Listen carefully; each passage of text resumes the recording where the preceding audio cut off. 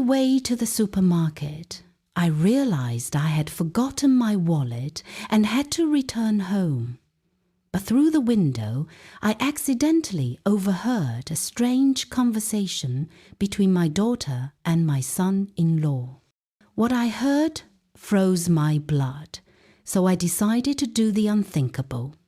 I'm glad to have you here.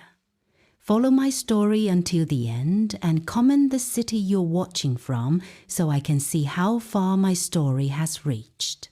I was halfway to the grocery store when I realized I'd forgotten my wallet. At 63, these little memory lapses weren't unusual, but they still frustrated me. I'd been looking forward to picking up ingredients for Ren's favorite casserole. She and Wade were coming for dinner tonight, and I wanted everything to be perfect. The drive back home felt longer than usual. My mind wandered to how much our weekly dinners meant to me. After losing my husband 5 years ago, these moments with my daughter and son-in-law had to become the highlight of my week. WDE wasn't the warmest person, but he made Ren happy, and that was enough for me. I pulled into my driveway and noticed their car was already there. Strange. They weren't supposed to arrive for another 3 hours. Maybe Ren had decided to come early to help with preparations.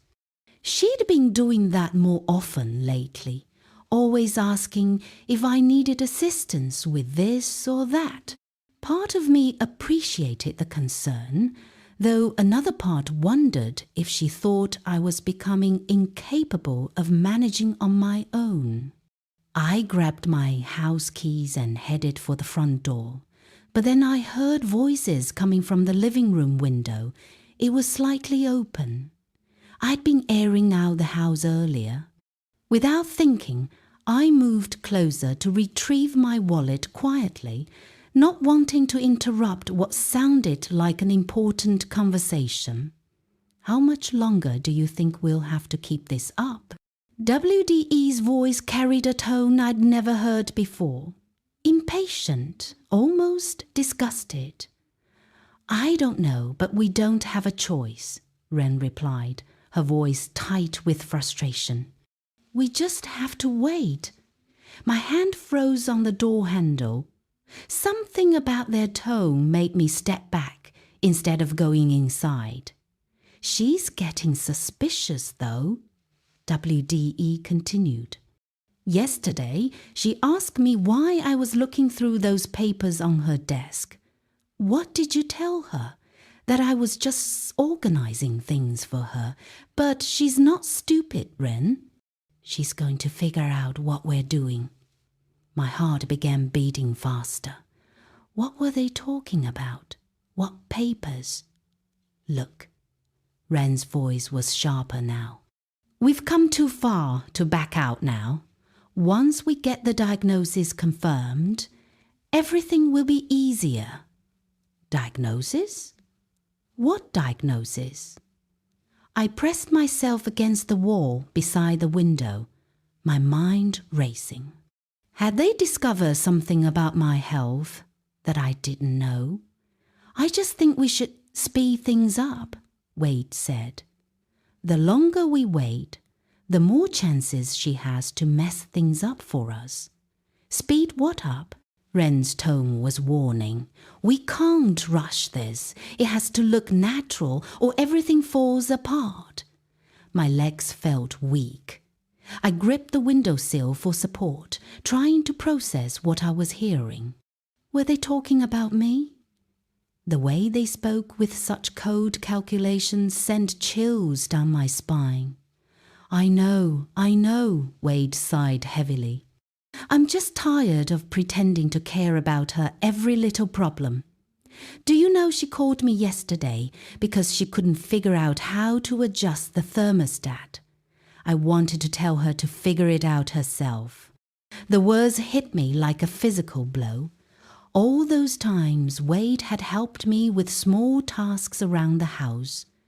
I'd thought he was being kind, but he'd been pretending.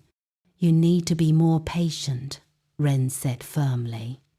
We can't let her suspect anything. Not now. Easy for you to say. You don't have to listen to her stories about the neighbors or her complaints about her back pain every single day. I felt tears burning my eyes.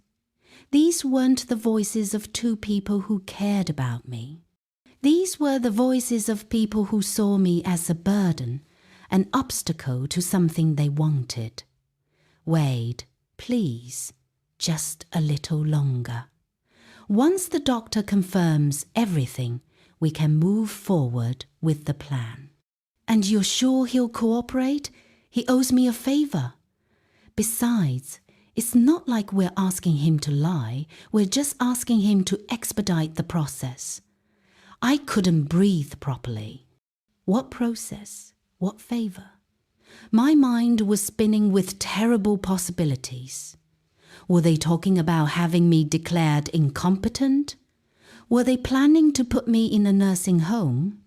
I still think we should have started this months ago, Wade muttered. The timing had to be right.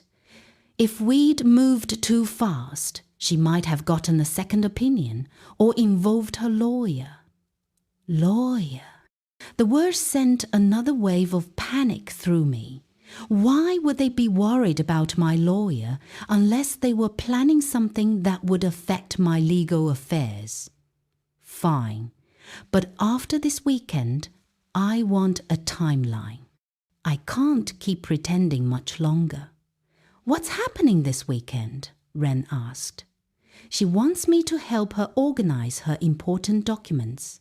Says she wants to make sure everything is in order just in case. It's perfect timing. Actually, my blood ran cold. I had asked Wade to help me organize my papers this Saturday. I'd thought it would be a good opportunity for us to spend time together, and I wanted to make sure my affairs were in order. A responsible thing to do at my age. But now it sounded sinister, like they were planning to use it for something else entirely. Just be careful what you touch, Ren warned. We can't leave any evidence that we were looking for specific things. Evidence, the word echoed in my mind. Evidence of what? I heard movement inside and quickly stepped away from the window, my heart pounding so hard I was sure they would hear it. I fumbled with my keys, trying to think of what to do. Should I confront them? Should I pretend I hadn't heard anything? Before I could decide, the front door opened. Mum. Ren's voice was suddenly bright and cheerful, completely different from the cold tone I just heard. What are you doing out here? I turned, hoping my face didn't reveal what I just heard. I forgot my wallet. I was just getting ready to come in. Wade appeared behind her, his expression neutral, but his eyes watchful. Everything okay? Of course. I managed, forcing a smile. Just one of those senior moments. Ren laughed, but it sounded hollow to my ears now. Well, come on in. Wade and I decided to come early. We thought we could help you with dinner preparations. As I followed them inside, I couldn't shake the feeling that I was walking into a trap. Everything looked the same. My familiar living room, the photos on the mantel, the comfortable furniture I'd chosen with my late husband, but nothing felt safe anymore.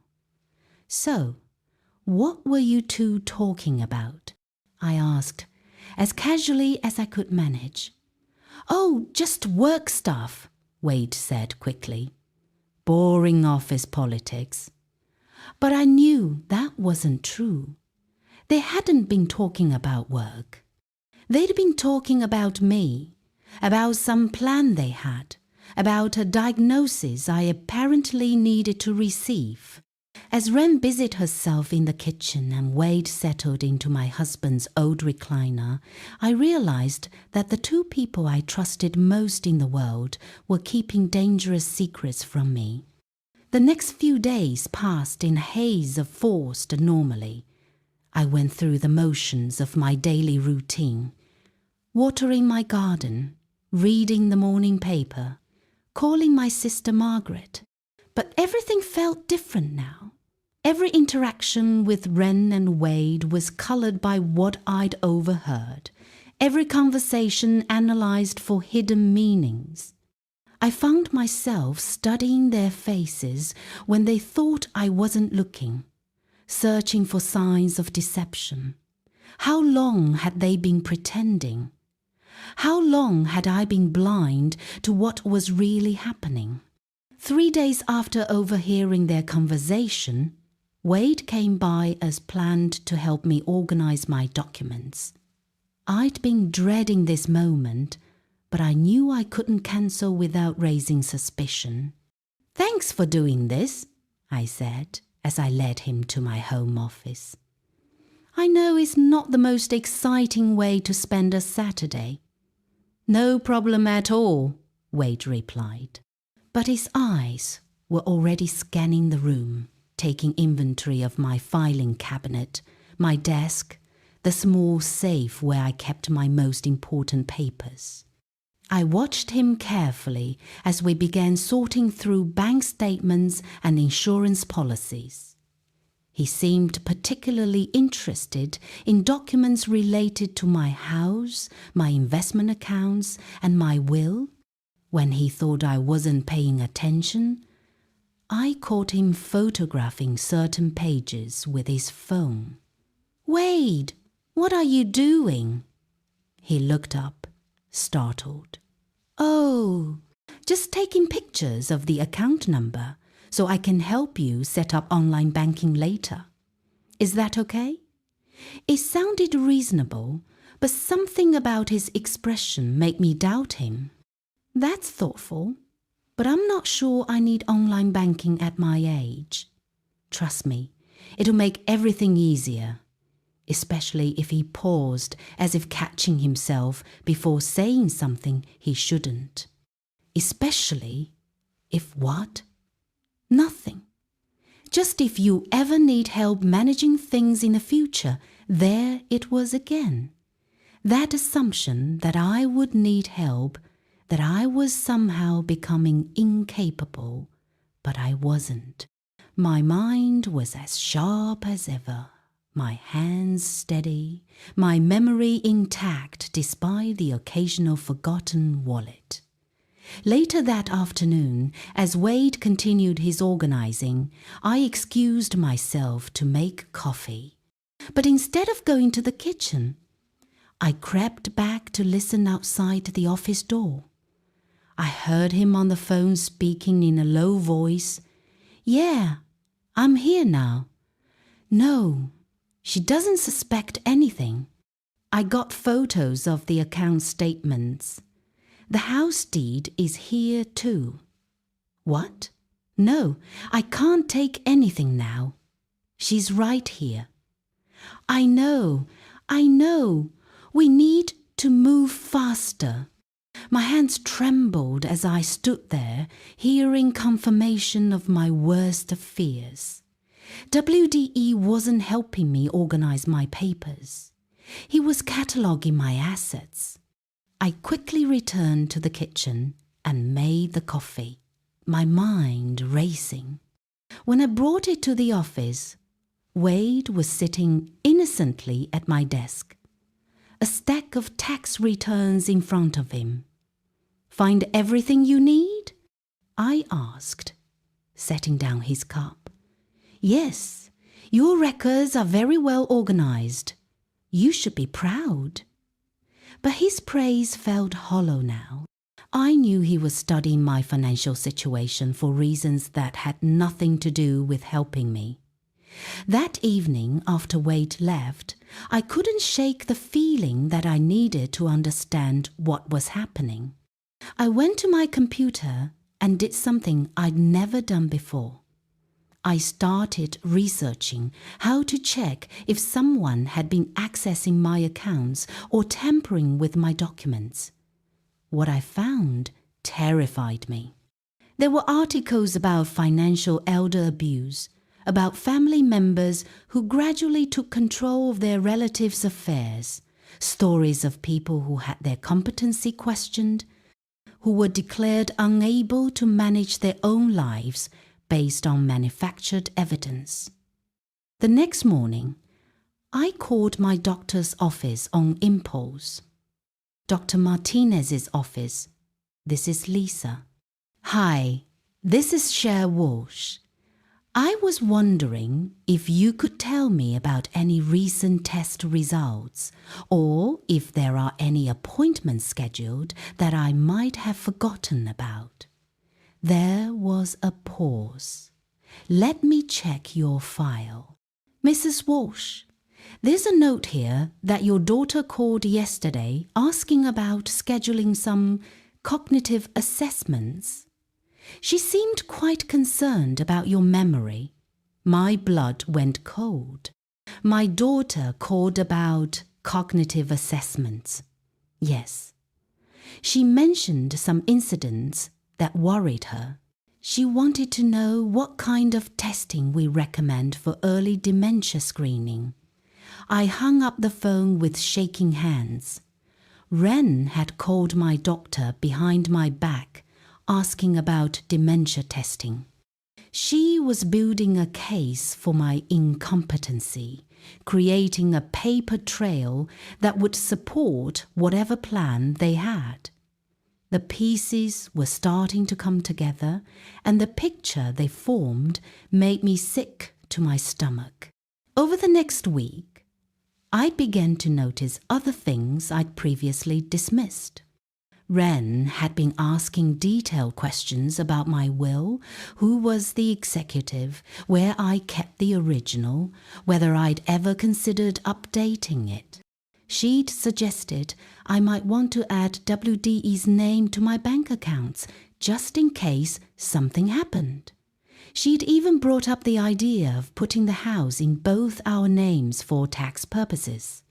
Every suggestion had seemed caring at the time, born from a daughter's natural concern for her aging mother, but now I saw them for what they really were, steps in a carefully orchestrated plan to gain control of my assets.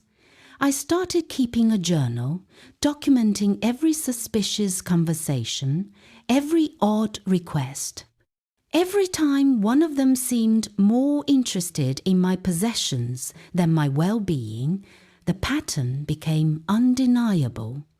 Then, exactly 1 week after WDE's visit, I received a call from my doctor's office.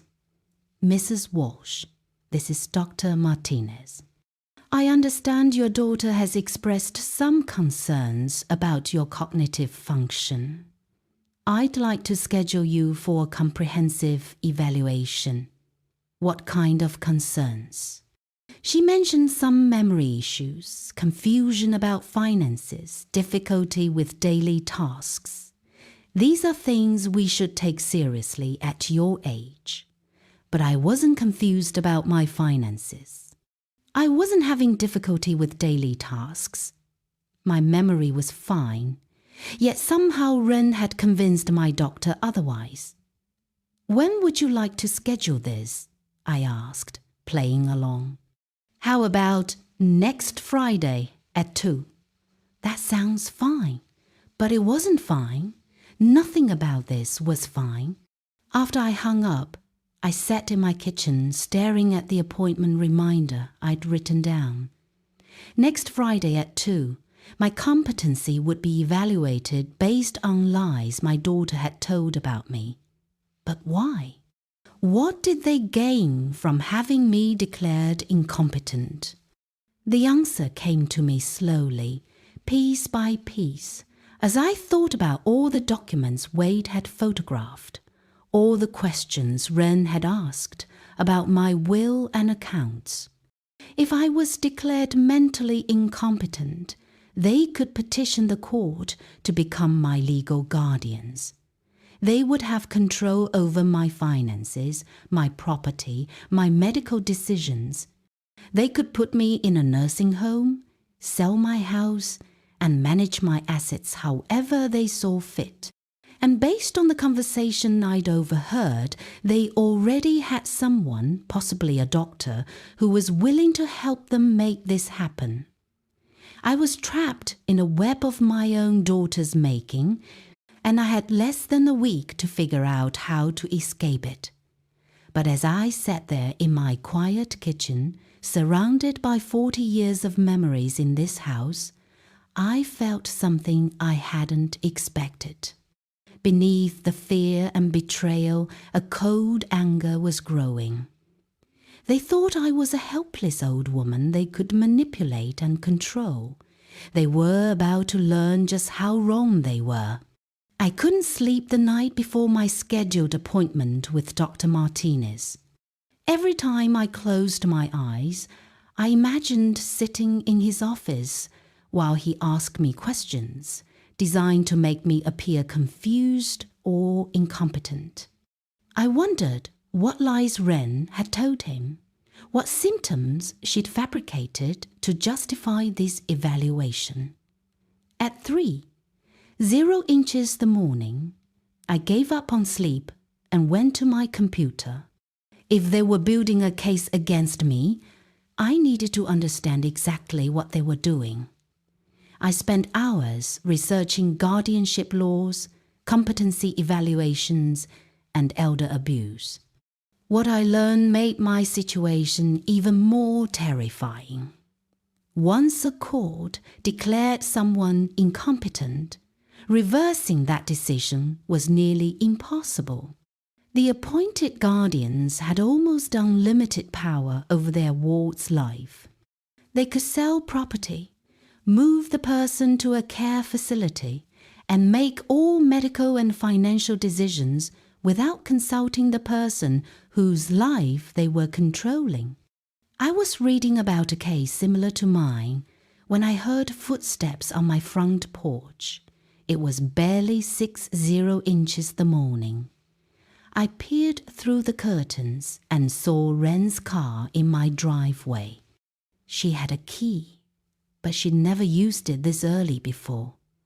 I heard the front door open, quietly. Then Ren's hushed voice. "She's probably still asleep. Let's be quick." My heart pounded as I crept to the top of the stairs. Through the banister, I could see Ren and Wade moving through my living room toward my office. "Did you bring the camera?" Ren whispered. "Yeah, and the scanner app. We can get digital copies of everything without taking the originals." I watched from the shadows as they entered my office. The door was partially open, and I could see them working systematically through my filing cabinet. WDE held documents while Ren photographed them with her phone. "Here's the original will," Wade said quietly. "She never updated it after your dad died. Perfect. That means I'm still the sole beneficiary, but we need to make sure she doesn't change it before we get guardianship." The words hit me like a physical blow. They weren't just planning to control my life.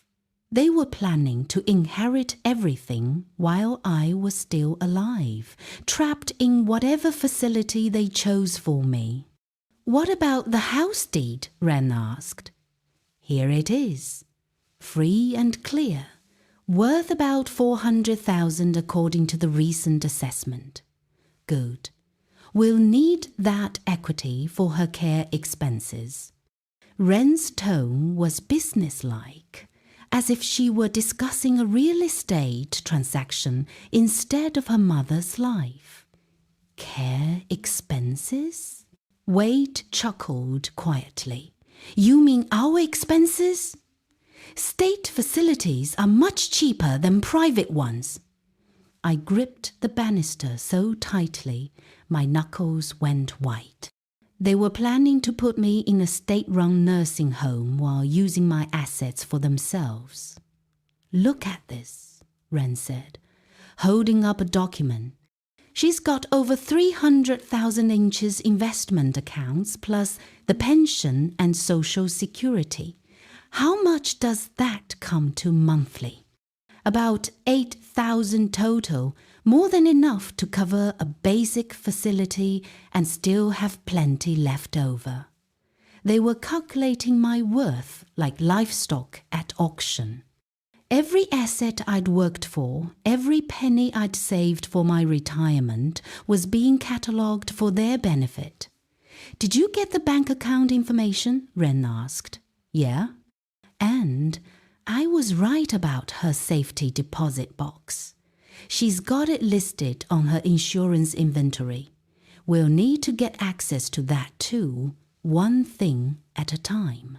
First, we get the competency ruling, then guardianship, then we can access everything legally." I'd heard enough. I quietly backed away from the stairs and returned to my bedroom, my mind reeling. They had been planning this for months, maybe longer. Every kind gesture, every offer to help, every expression of concern had been part of their strategy to position themselves as my caretakers before they became my captors. An hour later, after they'd left, I went downstairs to assess the damage. Everything appeared to be exactly as I'd left it, but I knew they now had copies of every important document I owned. They had mapped out my entire financial life in preparation for taking control of it. I made coffee with trembling hands and tried to think clearly. I had less than 12 hours before my appointment with Dr. Martinez. Whatever I was going to do, I had to do it quickly. First, I called my lawyer's office and left a message requesting an urgent appointment. Then, I called my bank and asked about procedures for changing account access. Finally, I did something that felt like a betrayal of everything I'd believed about family. I called my sister, Margaret. "Sherry, it's not even 8. Is everything all right, Margaret? I need to tell you something, and I need you to listen carefully." Over the next 30 minutes, I told my sister everything. The conversation I'd overheard, Wade's suspicious behavior with my documents, Ren's calls to my doctor, and what I'd witnessed that morning. Margaret listened without interruption, her silence more telling than any words. "Oh, honey," she finally said, her voice heavy with sadness. "I was afraid something like this might happen." "What do you mean?" "Ren's been asking me questions about you for months. Subtle things about your health, your memory, whether I'd noticed any changes. I thought she was just being a concerned daughter. But now, what kind of questions? Whether you'd seemed confused when we talked, if you were managing your bills properly, whether you should still be driving. She even asked if I thought you might need help with daily activities." My stomach clenched. She was building a case. "It sounds like it." She was very casual about it, but now I realize she was gathering information to use against you. The betrayal cut deeper than I'd imagined possible. Not only had Ren been planning to steal my life, but she'd been recruiting my own sister as an unwitting witness to my supposed decline. "Margaret, I need you to do something for me. If anyone asks you about my mental state, I need you to tell them the truth that I'm completely competent." Of course, I will. But Sherry, what are you going to do about today's appointment? I'm going to keep it, but I'm not going alone. After hanging up with Margaret, I called Dr. Martinez's office again. This is Sher Walsh. I'd like to bring someone with me to my appointment today for moral support. Is that allowed? Of course, Mrs. Walsh. Family members are always welcome. Actually, I'd prefer to bring my attorney. There was a pause. Your attorney, Mrs. Walsh? This is just a routine cognitive assessment. I understand. But given that this evaluation was requested based on concerns I don't share, I'd feel more comfortable having legal representation present. Another pause. Let me check with the doctor and call you back. 20 minutes later, they called to inform me that Dr. Martinez felt it would be best to postpone the evaluation until he could review my file more thoroughly. I smiled grimly as I hung up, mentioning my attorney had clearly rattled them. If this was truly a routine medical evaluation based on legitimate concerns, why would my doctor be uncomfortable with legal representation? But my small victory was overshadowed by a terrible realization. If they couldn't get their medical evidence through Dr. Martinez, they would find another way. Ren and Wade had too much at stake to give up easily. I spent the rest of the morning securing my affairs as best I could. I moved money from accounts Wade had photographed into new ones he didn't know about. I updated my will to include specific provisions preventing anyone from inheriting while serving as my guardian. I even started the process of setting up a trust that would protect my assets from guardianship abuse.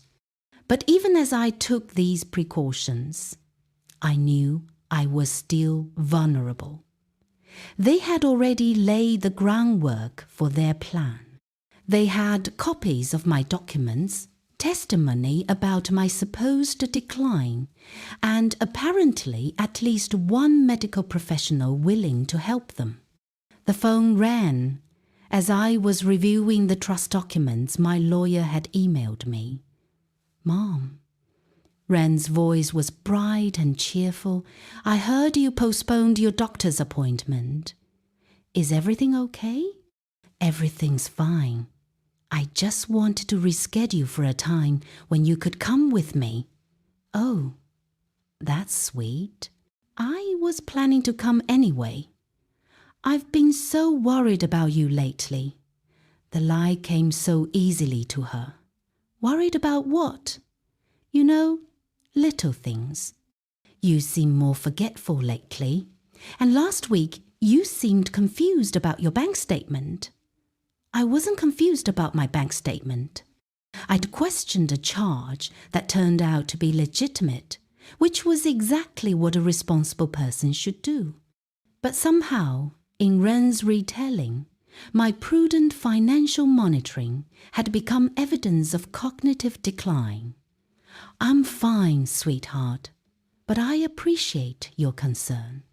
Mom, I think we should also talk about making things easier for you. Maybe it's time to consider adding my name to your accounts just in case something happens. There it was, the next step in their plan, delivered with perfect maternal concern. That's something we can discuss, I said non-committally. Good. I worry about you handling everything alone. But I wasn't alone anymore. I was surrounded by enemies who wore the faces of family. And I was finally awake to the danger I was in. As I hung up the phone, I realized something that chilled me to the bone. This wasn't just about money or property. They were systematically destroying my identity, my independence, my very sense of self. They were turning me into the helpless, confused old woman they needed me to become. But they had made one crucial mistake. They had underestimated me. 2 days after postponing my doctor's appointment, I made a discovery that revealed the true scope of Wren and WD's deception. I was organizing my mail when I noticed that several pieces were missing. Specifically, anything from my doctor's office, my bank, or my insurance company. At first, I attributed it to postal service delays. But then, I remembered something Wade had said about intercepting correspondence. I called my bank's customer service line and asked about recent statements. Mrs. Walsh, we've been sending your statements to the address you requested, 523 Maple Street. My blood ran cold. I didn't request an address change. I live at 1247 Oak Avenue. Let me check. Yes, the change was requested 3 weeks ago by someone identifying themselves as your daughter acting under power of attorney. I never gave my daughter power of attorney. There was an uncomfortable pause. Ma'am, I think you need to come in and speak with the manager immediately. At the bank, I learned the full extent of their planning. Someone claiming to be my daughter had submitted forged power of attorney documents, changed my mailing address, and requested detailed financial records. They'd also inquired about adding authorized users to my accounts and transferring funds to a trust account. The documents looked legitimate, the manager explained apologetically.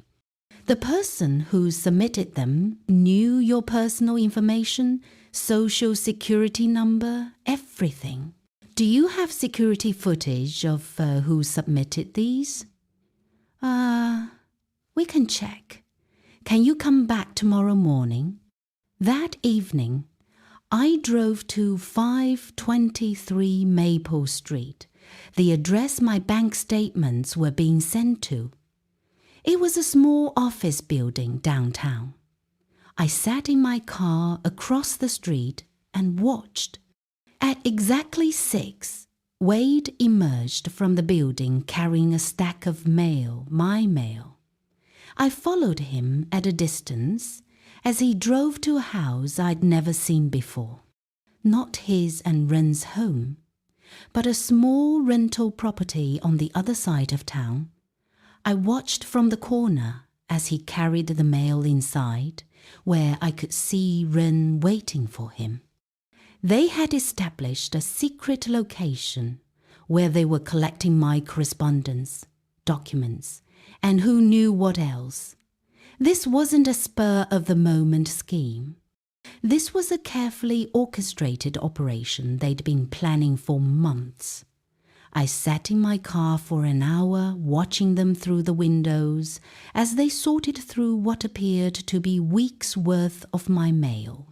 I saw them opening envelopes, photographing contents, and filing everything in boxes.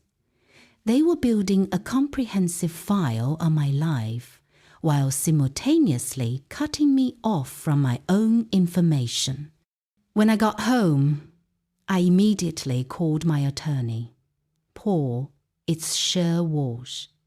I need you to listen carefully because I think I'm being victimized by my own family. Paul Chris had been my lawyer for 15 years.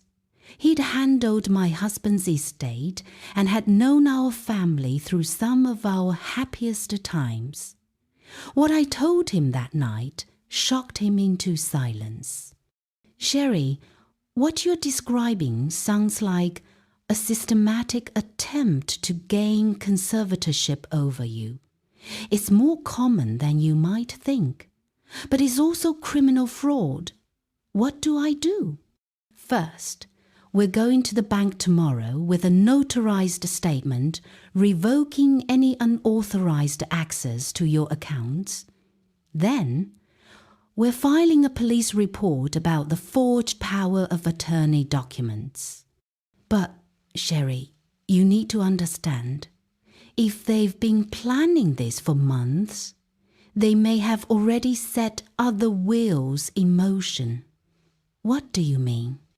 If they're serious about pursuing guardianship, they'll need medical evidence of your incompetency. If your regular doctor wouldn't cooperate, they might have found someone who will. Paul's words proved prophetic. The next morning, I received a call from a Dr. Patricia Simmons, a geriatric psychiatrist I'd never heard of, Mrs. Walsh. Your daughter has scheduled you for a comprehensive cognitive evaluation next Monday. She's expressed serious concerns about your mental state. My daughter has no authority to schedule medical appointments for me. Actually, she presented documentation showing that you've granted her medical power of attorney, another forged document. Dr. Simmons, I've never granted anyone medical power of attorney. Any documents claiming otherwise are fraudulent.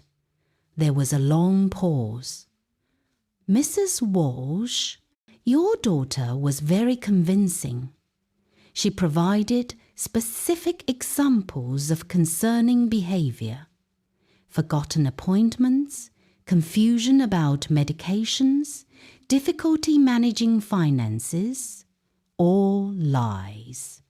Perhaps we should schedule an appointment so I can evaluate your condition myself. No, thank you. My mental condition is fine and I have my own physician. But even as I hung up, I knew they would keep trying.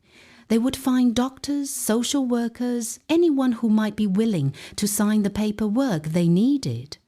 That afternoon, Paul and I went to the police station to file a report about the identity theft and forgery. Detective Maria Santos listened to our story with growing concern. Mrs. Walsh, what you're describing is fairly sophisticated elder fraud. Usually, when family members go to these lengths, there's a significant financial motivation. My estate is worth over $700,000. That explains it. Have you noticed any other suspicious activity? Any changes to your will? Insurance policies, property deeds? I thought about WDE's visit to help me organize my documents. They've been photographing all my important papers. We need to move quickly. Then if they're planning to file for emergency guardianship, they could have you declared incompetent and institutionalized within days. The detective's words sent a chill through me. How is that possible? Emergency guardianship proceedings can happen very quickly if there's supposedly imminent danger to the person. If they present fake medical evidence that you're a danger to yourself, a judge could grant temporary guardianship while they investigate. But I'm not a danger to myself. No, but if they have a corrupt doctor willing to sign papers saying you are, that might be enough for an emergency order. Paul leaned forward. What can we do to protect her?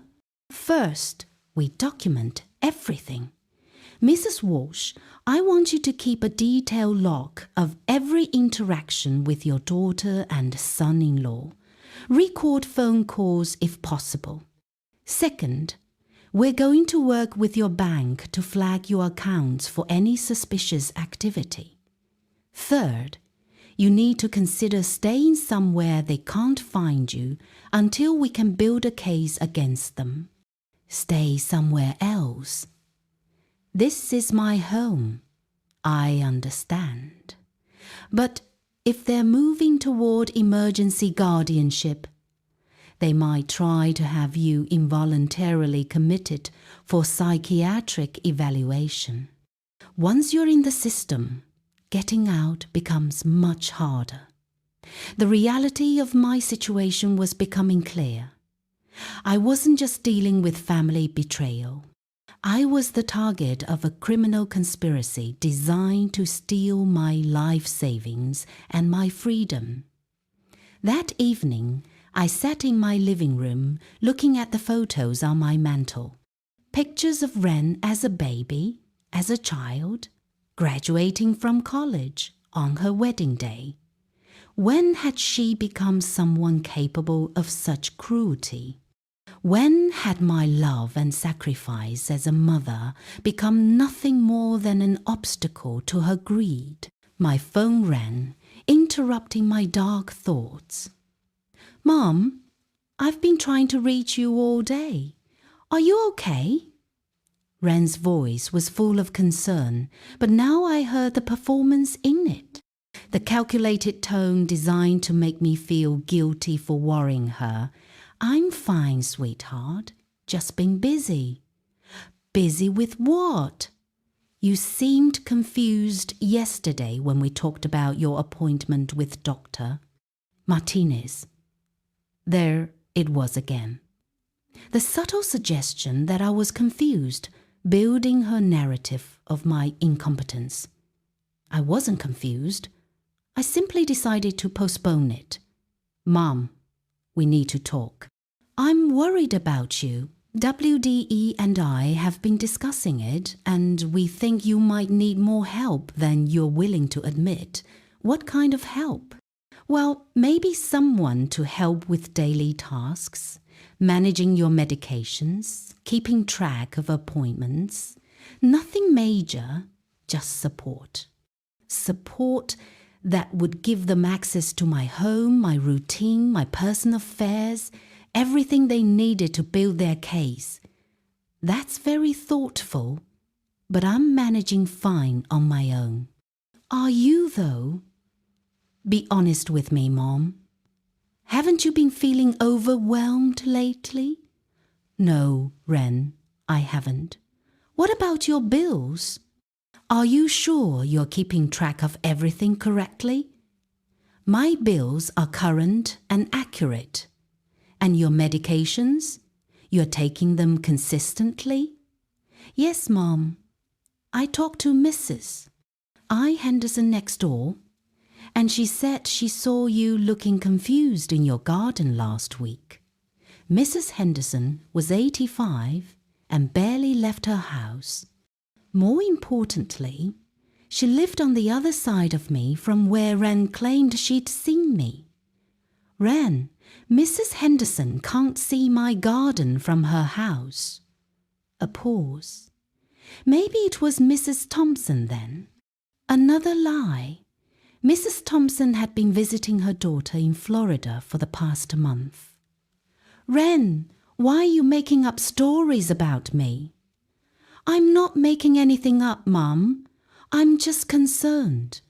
Wade and I think you should see someone who specializes in geriatric issues, like Dr. Simmons." Another pause. Longer this time. "How do you know about Dr. Simmons?" She called me. "Apparently, you scheduled an appointment for me without my permission." "Mom, you agreed to see someone. We discussed it." "No, we didn't. And you have no authority to make medical decisions for me."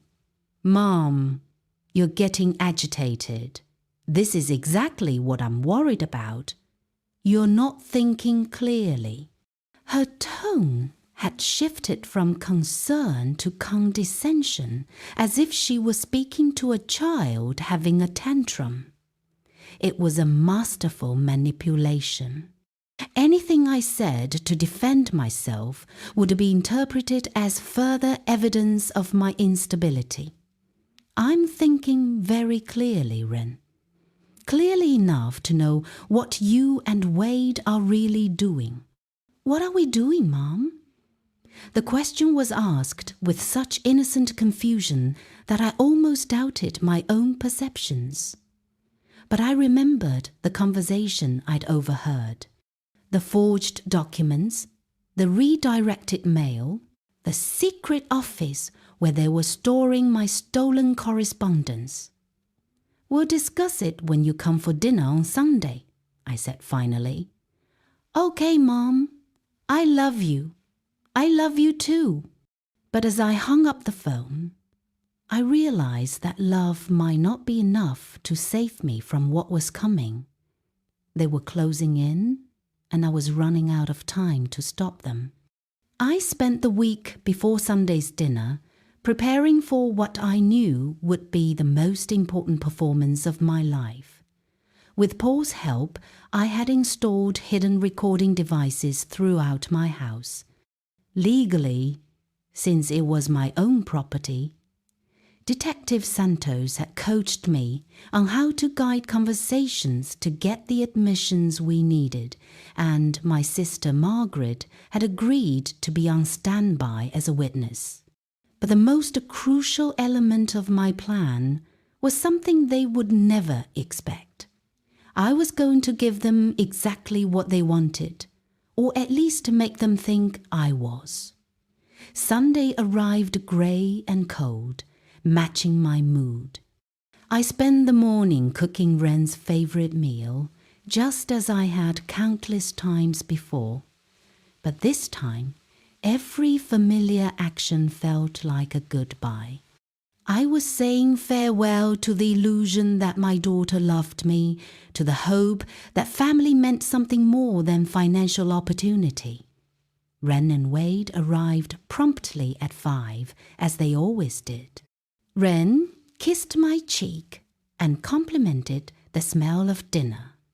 Wade shook my hand and asked about my week. To any observer, we looked like a normal, loving family gathering for Sunday dinner. "Mom, you look tired," Ren said as we sat down to eat. "Are you sleeping okay?" It was such a simple question, but I heard the trap in it. Any admission of fatigue would become evidence of decline in whatever report they were building.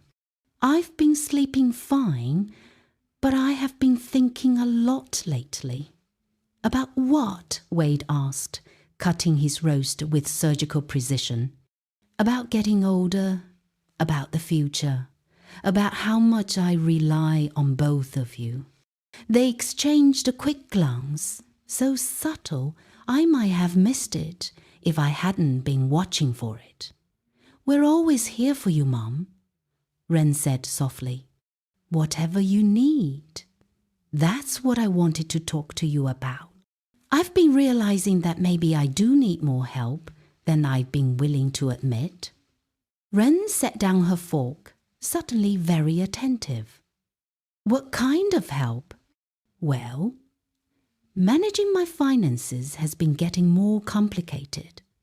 All these investment accounts, the house expenses, keeping track of everything. Maybe it would be easier if someone else handled the details. Mom, we've talked about this before. I'd be happy to help you with your accounts, and my medical appointments have been confusing lately. Different doctors, all these referrals and follow-ups. Maybe I should have someone go with me, help me keep everything straight." Wade leaned forward. "That's very wise, Sherry. It's important to have advocacy in medical situations. I've also been thinking about this house. It's so big for one person, and maintaining it is becoming overwhelming. Have you thought about what you might want to do?" Ren asked, her voice carefully neutral. "I don't know. Maybe something smaller, easier to manage, or maybe even assisted living if I could find the right place." The words tasted like poison in my mouth, but I saw the effect they had on Ren and Wade. They were both trying to hide their excitement, but I could see it in their eyes. The gleam of victory they thought was within reach. "Mom, those are all really important decisions," Ren said. "Maybe we should sit down this week and go through everything together. I'd like that. But first, I need to ask you something, and I need you to be completely honest with me." They both tensed slightly. "Of course," Ren said. "Do you think I'm losing my mind?" The question hung in the air like a challenge. I watched their faces carefully, saw the calculations happening behind their eyes. "Mom, why would you ask that?" Ren's voice was gentle, but her expression was guarded. "Because I've been having some strange experiences lately, forgetting things, getting confused about dates and appointments. Last week, I couldn't remember if I'd paid my electric bill, and I found myself standing in the kitchen, not knowing why I'd gone there. None of this was true, but I delivered it with just the right amount of worry and confusion. The recording devices would capture everything, both my fabricated admissions and their reactions to them. Oh, Ma. Ren reached across the table to take my hand. "Why didn't you tell us you were having these problems?" I was embarrassed. I didn't want to worry you, but it's getting worse, and I'm scared. Wade cleared his throat. "Sherry, what you're describing sounds like normal aging, but it's definitely something we should take seriously. Do you think I need to see a specialist? Someone who understands these kinds of problems?" "Actually," Ren said, "I may have already found someone who could help. Dr. Simmons is supposed to be excellent with geriatric issues. You've been researching doctors for me. I've been worried about you for a while. Some of the things you've said and done lately have concerned me." "Like what?" Ren glanced at Wade as if seeking permission to continue. "Well, last month you called me 3 times in one day asking the same question about your insurance. And when Wade helped you organize your papers, you seemed confused about where things were kept. More lies delivered with such sincerity that I almost admired her skill. Maybe I should see this doctor." "Simmons," I said quietly. "I think that would be very wise," WD said. "In fact, I took the liberty of scheduling you an appointment for Tuesday. You already made an appointment. I hope you don't mind. I was just trying to be helpful. We could cancel it if you prefer."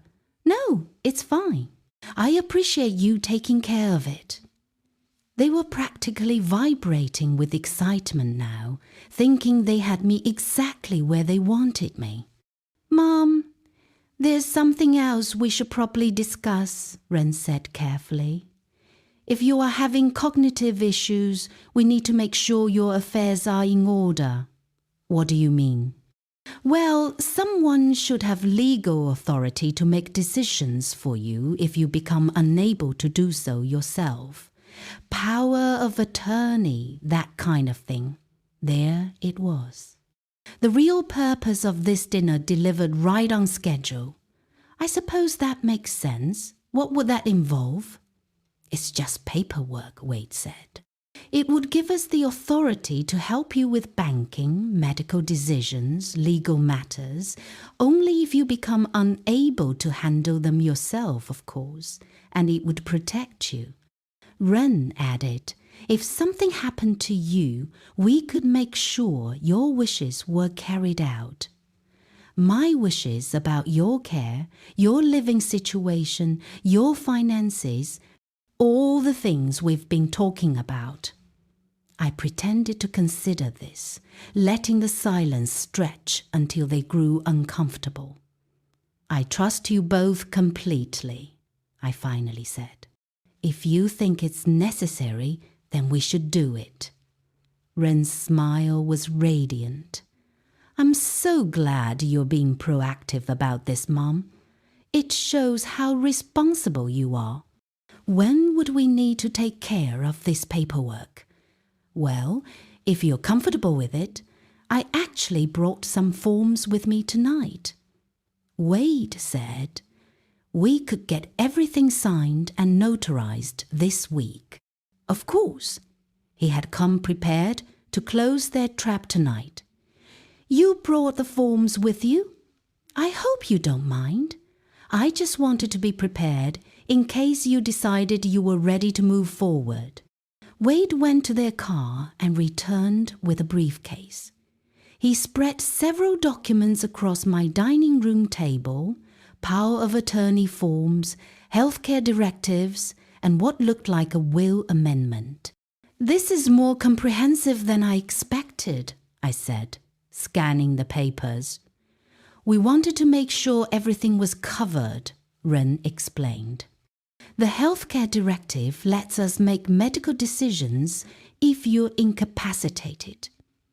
The financial power of attorney allows us to handle your banking and investments.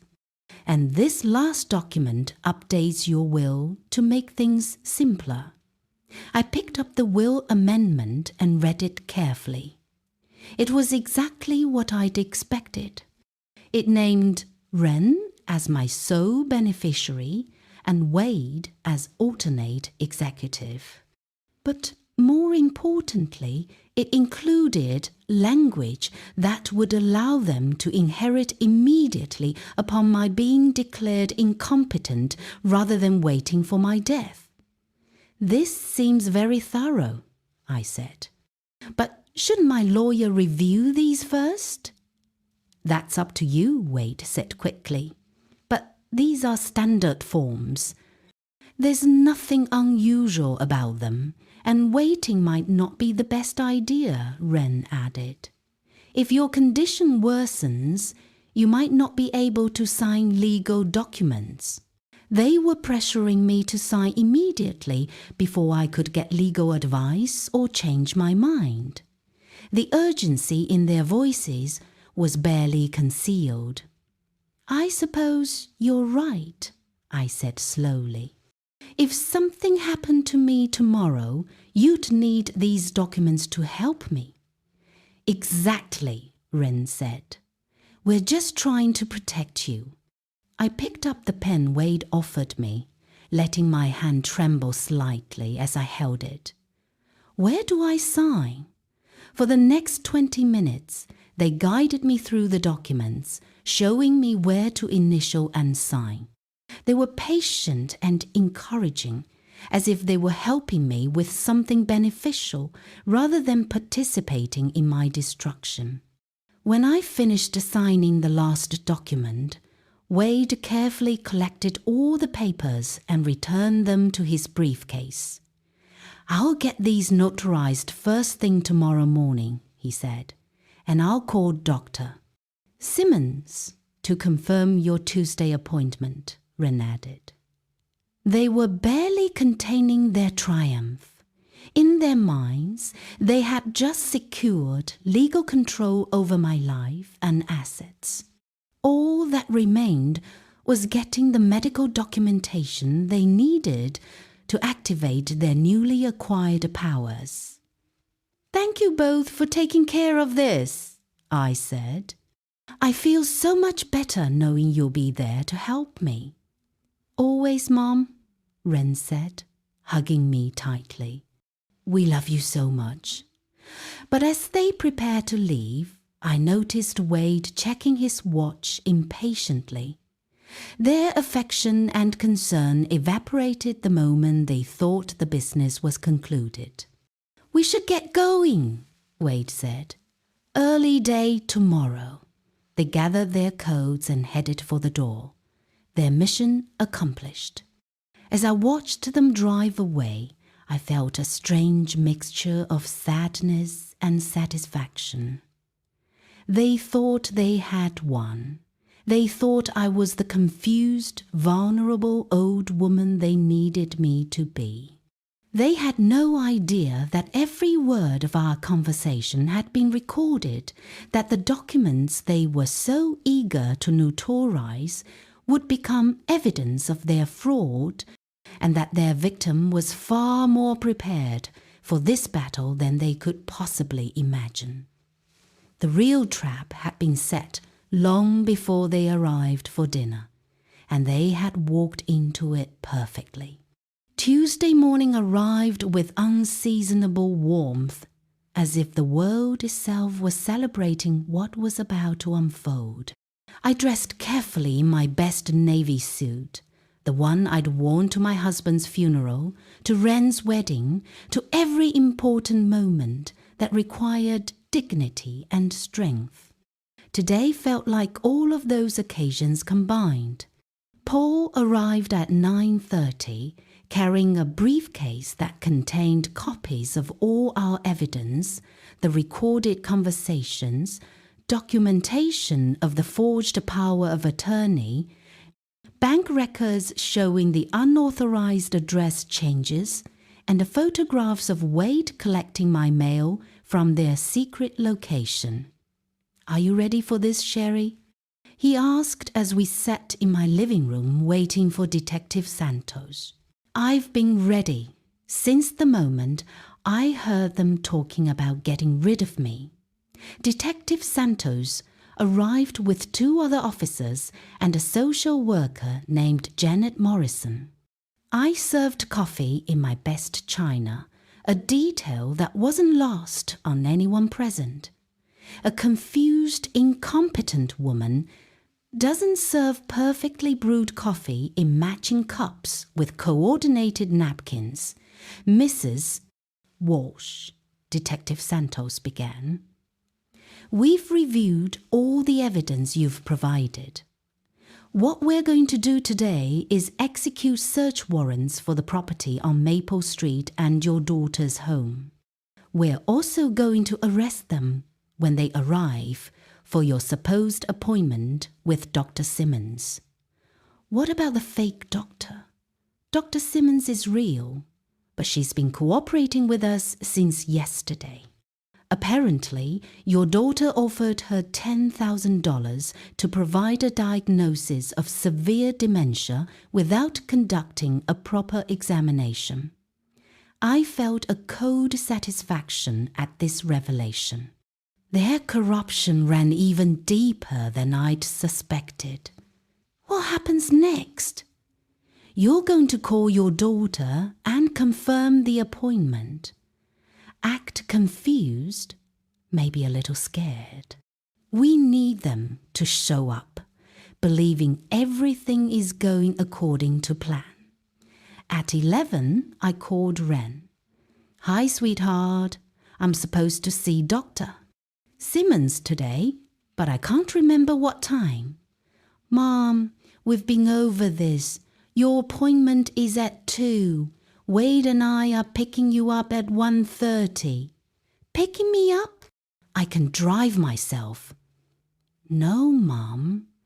Remember, we discussed this. You're not comfortable driving to new places anymore."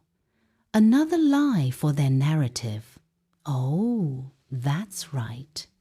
I'm sorry. I'm feeling so scattered today." "That's okay, Mom. That's exactly why we're seeing Dr. Simmons. She's going to help you feel better."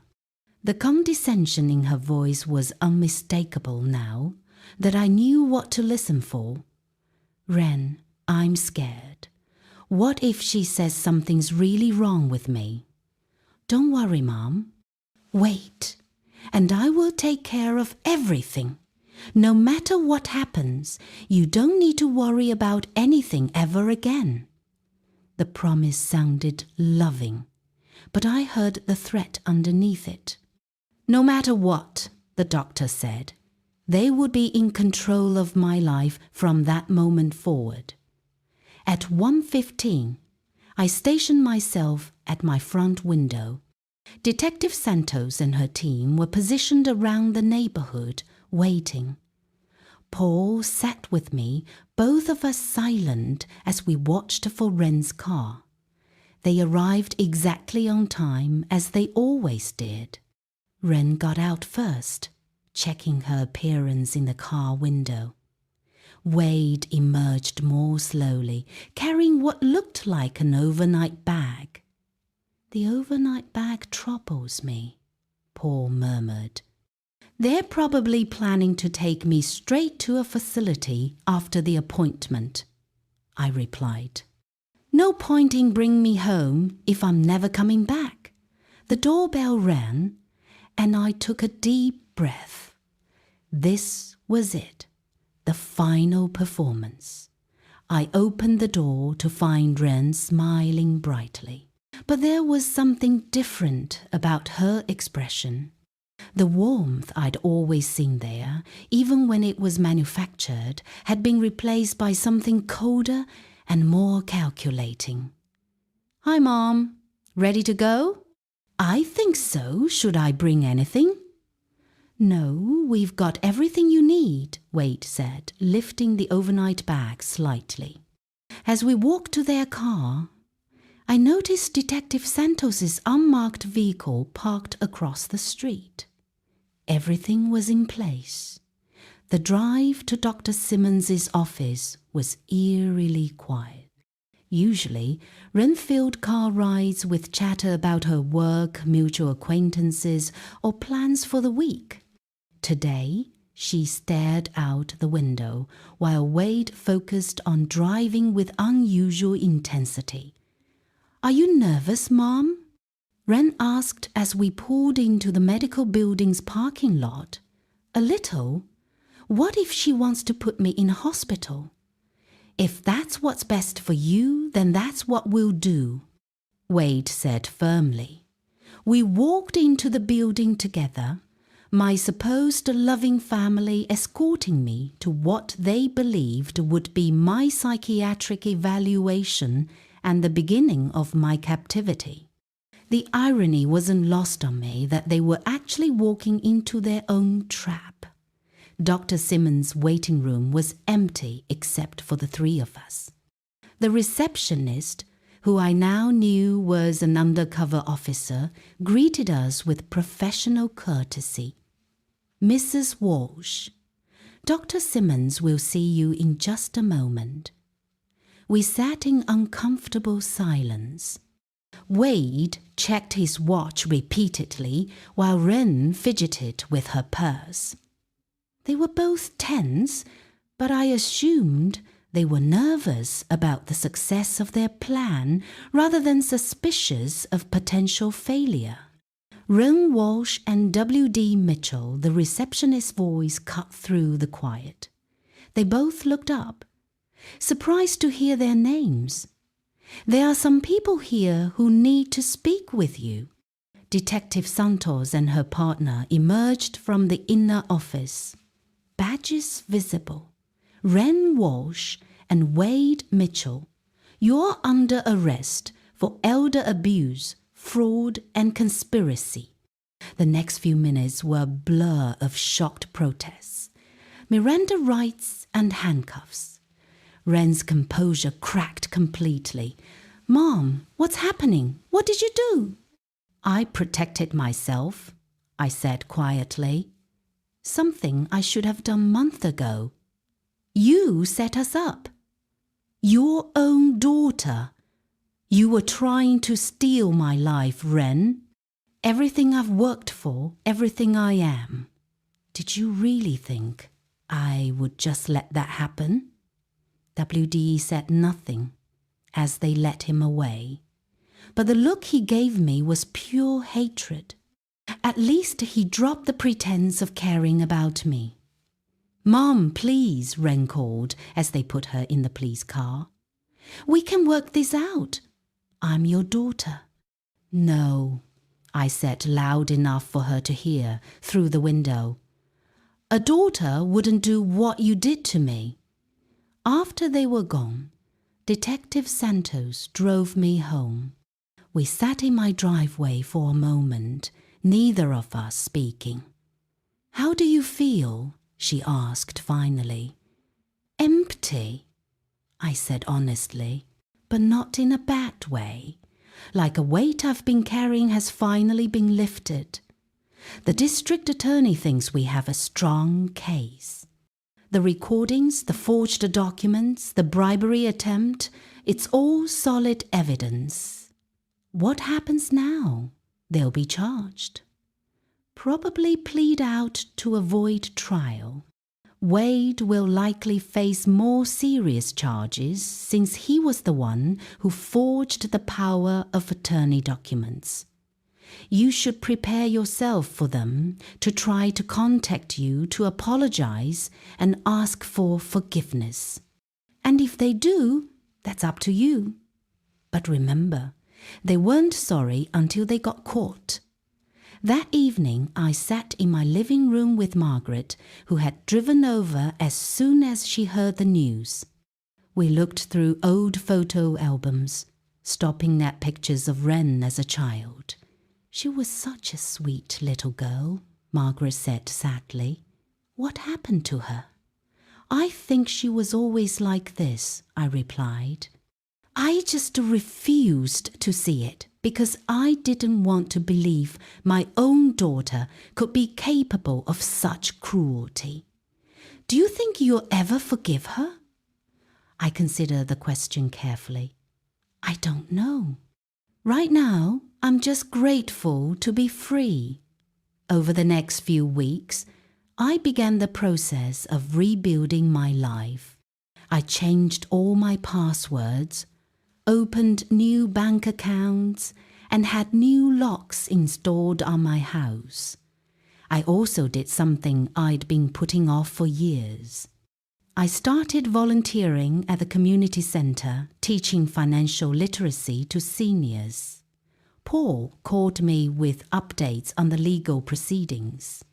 Wade had been charged with multiple felonies and was looking at significant prison time. Wren was facing lesser charges, but would likely serve at least a year in jail. She wants to see you. Paul told me during one of our calls, she's been asking her lawyer to arrange a meeting. What does she want? Probably to apologize, to try to make amends. Her lawyer thinks it might help with sentencing if she shows remorse. And what do you think I should do? That's entirely up to you, Sherry. But remember, you don't owe her anything. Not forgiveness, not a second chance, not even a conversation. I thought about it for days. Part of me wanted to see her, to understand how she'd become someone capable of such betrayal. But a larger part of me recognized that seeing her would only reopen wounds that were finally beginning to heal. 3 months after their arrest, I received a letter from Wren. I almost threw it away without opening it, but curiosity got the better of me. Mom, it began, I know I have no right to ask for your forgiveness, but I need you to know how sorry I am. I convinced myself that what we were doing was for your own good, that you needed our help, whether you knew it or not. I see now how wrong I was, how much I hurt you. I don't expect you to forgive me, but I hope someday you can find peace. The letter was 3 pages long, full of apologies and explanations, and pleas for understanding. I read it twice, then put it in my fireplace and watched it burn. Some betrayals are too deep for forgiveness. Some relationships can't be repaired, no matter how much love once existed between the people involved. Wren had made her choice when she decided to treat me like an obstacle instead of her mother. Now I was making mine. On my 64th birthday, I threw myself a party. Margaret was there along with new friends I'd made volunteering, neighbours I'd grown closer to, and Paul with his wife. We ate cake and laughed and celebrated not just my birthday, but my freedom. As I looked around the room at people who genuinely cared about me, who saw value in my company rather than my assets, I realized something important. Family isn't just about blood relationships. Sometimes the people who love you most are the ones you choose, not the ones you're born to. I was still sad about losing Ren. Not the woman she'd become, but the daughter I thought she was. But that sadness was overshadowed by relief and surprisingly hope. At 64, I was starting over, building a life based on authentic relationships and genuine respect. I was finally free to be myself, without fear of manipulation or betrayal. And for the first time in years, that felt like enough. Now, I'm curious about you who listened to my story. What would you do if you were in my place?